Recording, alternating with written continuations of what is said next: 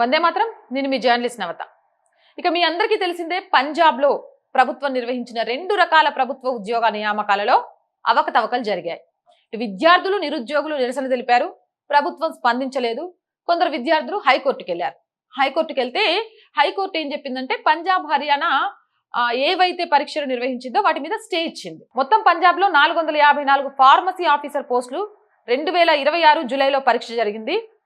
అత్యాధునిక electronic Bluetooth పరికరాల ద్వారా భారీగా చీటింగ్ జరిగినట్లు తెలుస్తోంది.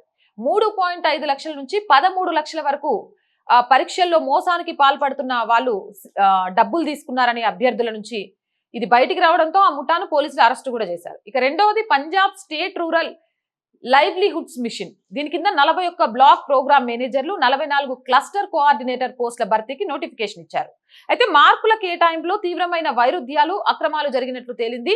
విద్యా అర్హతలు, అనుభవానికి ఇవ్వాల్సిన మార్కులకు సంబంధించిన స్పష్టమైన రికార్డులను అధికారులు సమర్పించలేకపోయారని, ఎంపిక నోటీసుపై సరైన సంతకం లేదా అధికారిక ముద్ర లేకపోవడాన్ని హైకోర్టు తీవ్రంగా పరిగణించి ఈ ఎంపిక ప్రక్రియను కూడా నిలిపివేస్తూ ఆదేశాలు ఇచ్చింది.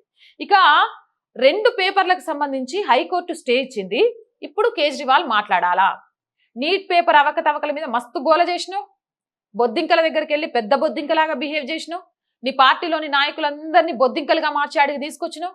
మరి ఇప్పుడు నువ్వు అధికారంలో ఉన్న రాష్ట్రంలో ఇంత పెద్దగా జరిగితే ఎందుకు మౌనం వహిస్తున్నావు? అక్కడున్న మంత్రిని సస్పెండ్ చేస్తున్నావా? లేకపోతే నీ ప్రభుత్వం బాధ్యత తీసుకొని విద్యార్థులకు క్షమాపణ చెప్తోందా? ఎందుకు మౌనం? అంటే నువ్వు చేస్తే సంసారమా, ఎదుటోడు చేస్తే అది తప్పిదమా? ఇది ఒక నాయకుడి లక్షణమా లేకపోతే చీటర్ లక్షణమా? నువ్వు చీటర్ కాదు, నాయకుడివి అనిపించుకోవాలంటే పంజాబ్లో జరిగిన దానికి సంబంధించి బాధ్యత తీసుకొని పంజాబ్లోని విద్యార్థులందరికీ క్షమాపణ చెప్పి అక్కడ కూడా ఆ శాఖ మంత్రిని తీసిపడేయాలి. అప్పుడు నువ్వు నిజాయితీ గల నాయకుడివి అయితే, లేకపోతే చీటర్వే అవుతావు. అవునంటారా కాదంటారా?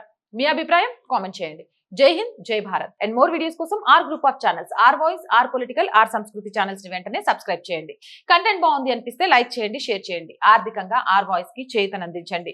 ఆర్థికంగా ఆర్ వాయిస్ కి చేయూతనందించాలి అంటే సబ్స్క్రిప్షన్ పక్కనే జాయిన్ అనే బటన్ ఉంది. 1 to 5 లెవెల్స్ ఉన్నాయి. ఏదో ఒక లెవెల్లో సపోర్ట్ చేయండి. లేదా స్క్రీన్ మీద గూగుల్ పే, ఫోన్ పే తో పాటు అకౌంట్ డీటెయిల్స్ ఉన్నాయి. మీకు తోచిన సహాయాన్ని అందించండి. వ్యాపార ప్రకటనల కోసం 8328500576 నెంబర్ ని సంప్రదించండి. జై హింద్, జై భారత్.